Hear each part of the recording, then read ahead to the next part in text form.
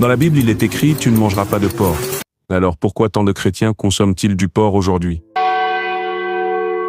Beaucoup se posent la question et certains vont jusqu'à dire que le porc serait porteur de démons, en se rappelant l'épisode où Jésus chasse les esprits impurs dans un troupeau de porcs comme on peut le lire dans Marc 5 verset 13. Et c'est vraiment ce que la Bible enseigne. Dans l'Ancien Testament, Lévitique 11 versets 7 et 8 précise « Vous ne mangerez pas le porc qui a la corne fendue et le pied fourchu, mais qui ne rumine pas, vous le regarderez comme impur. Vous ne mangerez pas de leur chair, et vous ne toucherez pas leur corps mort, vous les regarderez comme impurs. » À cette époque, ces lois alimentaires servaient à distinguer le peuple d'Israël et à préserver leur santé dans un contexte bien particulier. Mais avec la venue de Jésus, tout change. Dans Marc 7 versets 18 à 19, Jésus déclare « Rien de ce qui du dehors entre dans l'homme ne peut le souiller. » Ainsi il déclarait tous les aliments purs. Par ces paroles, Jésus libère ses disciples des anciennes interdictions alimentaires, ouvrant la voie à une nouvelle compréhension de la pureté. Alors manger du porc est-il un péché? L'apôtre Paul répond dans Romains 14 verset 14 « Je sais et je suis persuadé par le Seigneur Jésus que rien n'est impur en soi.